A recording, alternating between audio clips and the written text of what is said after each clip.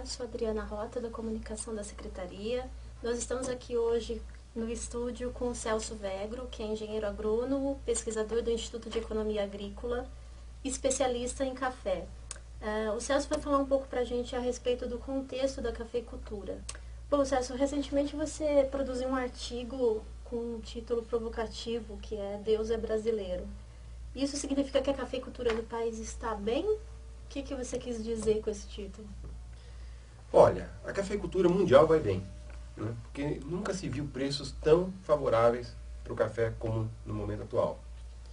Para o Brasil, particularmente, melhor ainda, porque o Brasil foi o único país que investiu, ao longo dos últimos 15 ou 20 anos, em aumento substancial da produtividade e melhoria substancial da qualidade. Ou seja, os dois principais pilares para ser competitivo em café. É ter produtividade com qualidade. E agora ingressamos numa nova etapa, que é qualidade, produtividade e sustentabilidade socioambiental. Então a cafeicultura brasileira emerge nesse contexto de preços muito favoráveis, com a mais competitiva e a que melhor está, a que está mais vocacionada para atender às necessidades mundiais, que são crescentes. Especialmente em café brasileiro, tendo em vista ser o arábica natural brasileiro a base do expresso mundial, né? Então, a cafeicultura brasileira sai daquele ciclo de crise que veio de 2002 e durou até meados do ano passado, de 2010, preços a 250, 240, 270, dependendo da qualidade, ficaram aí quase 7 anos nesses preços, e agora para preços em torno de R$ 500 para os cafés finos, ou seja, mais que dobraram. Então, é um momento muito especial da café. E daí dizer que Deus se tornou brasileiro, porque a gente conseguiu, na cafeicultura, mantê-la competitiva num contexto de preços muito ruins, manter sua viabilidade econômica ainda assim, sob preços muito ruins. É lógico, cafeicultores com endividados, cafeicultores que substituíram sua lavoura por outros cultivos, cafeicultores que simplesmente abandonaram suas lavouras. Teve todas essas coisas, aconteceram e foram muito frequentes, principalmente o endividamento. Entretanto, hoje a gente percebe que se encontra na cafeicultura brasileira as chances de atender a necessidade de café brasileiro que o mundo tem. E essa necessidade é crescente. Então, a cafeicultura brasileira se insere hoje num momento de bons preços, com competitividade, qualidade e crescentemente agregando sustentabilidade socioambiental. Agora, em termos de mercado de commodities, assim, a gente pode dizer que o petróleo influencia quanto as cotações de café? Como é essa relação? Commodities em geral, café, petróleo? Olha, essa é uma excelente pergunta e é bom que a gente entenda uma coisa importante. O que é um preço? Eu conheço muitos economistas que não sabem o que é um preço. E, aliás, a maior parte das pessoas não sabe o que é um preço, né? Não é uma simples notação numérica. Existe uma coisa, um preço ele pode ser analisado a partir dos seus pontos, seus aspectos estruturantes. Tá? E na questão das commodities, se há alguma coisa que estrutura a formação de preços em commodities, é a cotação daquela que pode ser considerada a rainha das commodities, que é o petróleo. Né? Quer dizer, o mercado de petróleo é tão global e uma commodity tão convencional nas transações comerciais e tão necessária, né? Quer dizer, até o Bush uma vez falou que a sociedade americana é viciada em petróleo, né? Viciada, como se fosse dependente de petróleo, né? Como se fosse um drogadito. Então é uma commodity tão importante, tão relevante, que ela é a commodity mãe de todas as demais, né? Então, o que acontece com o petróleo acaba se espraiando, né? se alargando para as demais. No caso específico do café, você tem que então, voltando à ideia dos preços. Então, a commodity mãe é o petróleo. Depois você tem os preços, né? Os preços, a partir de um formador estrutural, você tem os demais preços e todos eles se combinam relativamente. Preço não é um dado absoluto, preço é um dado relativo. E no caso dos commodities, mais relativos ainda, porque todo esse mercado está interconectado por diversos fatores estruturais. O mais relevante deles é a formação dos preços do petróleo, e depois você tem outras, que é a ação dos fundos, você tem os fatores estruturais do mercado específico, você tem as relações de troca, ou seja, muito da formação do preço também depende de quanto custa o adubo, ou quanto custa o trator, ou quanto que se paga pela mão de obra. Tudo isso combinado forma um preço e é um preço relativo, ou seja, ele flutua com relação aos outros e por isso o petróleo é um item que sempre o produtor tem que estar acompanhando o que está acontecendo com o mercado do petróleo, porque normalmente o que acontece lá demora um pouquinho, mais ou menos, vai acontecer também nas commodities. E nesse caso do café até foi surpreendente, porque ele avançou mais rápido que o próprio petróleo, né? O petróleo está avançando lentamente, saiu de lá de $60 logo no final da crise, já está chegando acima de 110, 100 e qualquer coisa, e o café saiu também numa mesma trajetória e com uma acentuação da curva de crescimento ainda maior. Então demonstra que há essa transmissão de preços, demonstra que os preços são relativos e que é importante o cafeicultor acompanhar o preço das demais commodities porque elas estão verdadeiramente interconectadas. Você diria que o produtor brasileiro está preparado para enfrentar o que você batizou aí como década da ansiedade? Nenhum de nós está preparado para isso, porque é um fato novo. E o cafeicultor, como ele passou por um período de... Os produtores de commodities, em geral, estão mais preparados que os demais. Porque a gente sai de um contexto de oferta, nessa década anterior, para um contexto de demanda, que é a próxima década da ansiedade. Num contexto de demanda, quem produz tá numa boa. O Deus é brasileiro. Para quem produz, Deus é brasileiro. Porque nós saímos de um contexto de oferta, que era a década passada, sobrava altos estoques, baixos preços, para uma década que a demanda supera a oferta e o cenário prospectivo é uma instabilidade nunca vista.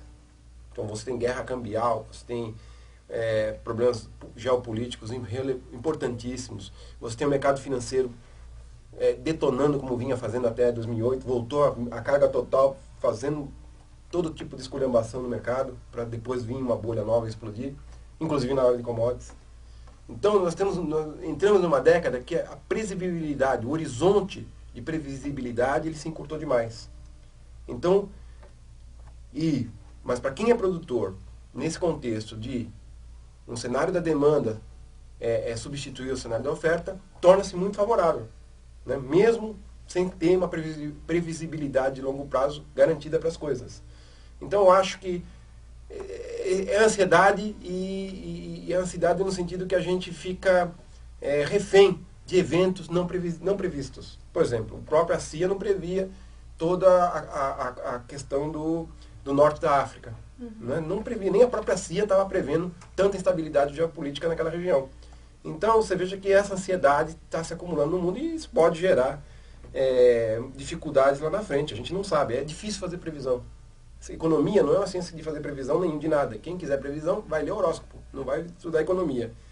Mas a gente acredita, né, que essa década que a gente está entrando é uma década um pouco diferente da anterior, onde era um cenário mais veludo, digamos assim, um cenário de todo mundo crescendo bastante, a economia exportando muito, todo mundo consumindo. Veio a crise de 2008, começou a se recuperar dessa crise, veio mais instabilidade e nós entramos num momento de difícil contextualização como pode ocorrer a dinâmica socioeconômica mundial. E daí a ansiedade. Assim, trazendo aqui para a gente, né, o nosso trabalho na Secretaria, no Estado, enfim, o que você acha, no que a pesquisa e a extensão podem contribuir para esse cenário brasileiro da cafeicultura? E queria que você falasse também um pouco para a gente a respeito do consórcio brasileiro de pesquisa e desenvolvimento do café, porque estão para escolher um novo dirigente, então para você contextualizar um pouco o pessoal. Pois bem, André, veja que nessa década de ansiedade, um fator não muda. Né? Nós continuamos dependentes do conhecimento. Esse aspecto não se altera. A sociedade, cada vez mais, estará dependente de um maior saber. E a fronteira desse conhecimento é permanentemente deslocada para diante. Então nós precisamos, para ter protagonismo no agronegócio, no café, em qualquer outro ramo da economia ou dos serviços, para ter protagonismo, precisamos ter conhecimento. E o conhecimento, no Brasil, ainda é 99% feito pelo Estado. Quer dizer, o conhecimento feito pela iniciativa privada ele é um conhecimento que visa o lucro imediato. Né? E aplicado em determinado processo produtivo muito focado. Já o conhecimento gerado pela uma instituição de pesquisa, ele já procura ser um pouco mais democrático do ponto de vista de sua aplicabilidade social. Então a gente faz pesquisa para quilombo, faz pesquisa para índio, faz pesquisa para agricultor familiar, faz pesquisa para fazendeiro, faz pesquisa para agricultor médio, faz pesquisa para todo mundo. Não é? E essa pesquisa está disponível hoje. Grande parte da pesquisa em café está totalmente disponível. E eu diria para você hoje que, com esses bons preços, nós temos condições, com o conhecimento que existe na cafeicultura hoje, sai de uma produtividade de 20 sacas por hectare, que é a média do Brasil, em arábica, para qualquer coisa em torno de 30, com o que está aí, sem fazer muito investimento, né, com o que está aí no estoque. É lógico que vem pela frente as nanobiotecnologias, vem pela frente a agricultura de precisão, vem pela frente a irrigação em café, vem pela frente novas variedades, o café sem cafeína lá do nosso IAC, né, do valoroso IAC. Tudo isso está por vir, já está quase pronto, né, na verdade já tem muita coisa disso pronto, e está disponível para o cafeicultor. Com esses bons preços, é hora de investir em tecnologia, porque nós temos condições de dar um salto ainda maior de produtividade, com qualidade e sustentabilidade socioambiental, que é o café certificado, que é o café orgânico, que é o café que tem selos. Né? Agora, tudo isso também, para funcionar, tem que ter um ambiente institucional, né, inovador. O que é um ambiente institucional inovador? No caso do café, nós tivemos muita sorte de existir que a gente chama de um consórcio de instituições de pesquisa que atua no sentido de programar os trabalhos, né, multiplicar esses trabalhos da forma interinstitucional e interdisciplinar, para que geralmente você consiga de fato fazer a melhor alocação possível dos recursos em pesquisa. Então, se você tem um sujeito muito bom no Instituto Agronômico de Campinas, ele pode estar trabalhando com um de Lavras, mais um do Espírito Santo, num único projeto. E isso aumentar a capacidade de aplicabilidade desses projetos de pesquisa para a nossa cafeicultura. Nesse consórcio, anualmente, a gente investe 12 milhões de reais, que vem do FUNCAFé, para fazer essa pesquisa entre mais de 60 entidades no Brasil que recebem recursos, para os quais é repassado esse recurso. O IAC é um grande, recebe carrega muito desses recursos lá para o IAC, para o ITAL, mesmo aqui no IAL já fiz alguns projetos pelo consórcio. E o consórcio tem aí já 12 anos de existência e deve estar para contratar um novo gerente, para o qual eu lancei a minha candidatura, dizendo, quer dizer, a gente acumulou esses 20 anos trabalhando no café, acumulou um certo conhecimento, né? A gente tem publicado, tem estudado, tem contribuído com o setor e acredito que estamos em condições de dar esse passo e além de trabalhar para a cafeicultura de São Paulo, dar essa contribuição para a cafeicultura nacional. Essa que é a intenção, estamos aí tentando trabalhar nesse sentido. Bom, então sorte aí nessa trajetória. Muito obrigado. Para os cafeicultores também, vamos ficar atentos aí às dicas. E a gente agradece a participação aqui no estúdio da comunicação da Secretaria. Queria, se você quiser passar algum contato, uma mensagem final, você fica à vontade. Olha, uma coisa que vale a pena comentar para os cafeicultores que ainda não conhecem é a comunidade Manejo da Lavoura do Café, que encontra no www.pabirus.com.br. Lá tem a comunidade Manejo da Lavoura Cafeeira. Nessa comunidade circula uma quantidade de informações tão monumental que é mais do que fazer uma universidade em café. Né? Você está ali plugado e acompanhando diariamente tudo que é postado ali. Inclusive, meus artigos eu também posto ali. Então, acho que vir a se associar à comunidade de manejo da lavoura é uma das formas mais imediatas que o cafeicultor tem de se capacitar para esse novo momento que nós vamos entrar, que é o momento em que precisa aplicar mais conhecimento em suas lavouras para realmente aproveitar essa maré favorável de Deus, que Deus se tornou brasileiro, né? Pelo menos também no café. Essa maré favorável que quem produz commodities deve ter pelas próximas 2, 3, 4, 5 safras. Eu acredito que nesse contexto da demanda vir adiante da oferta, nós vamos ter um bom período de Deus atuando do lado dos cafeicultores e dos produtores de alimentos. Certo. Bom, acompanhe com a gente também as redes sociais da Secretaria. A gente está sempre trazendo aí os assuntos mais atuais para o produtor e para o público em geral. Obrigada.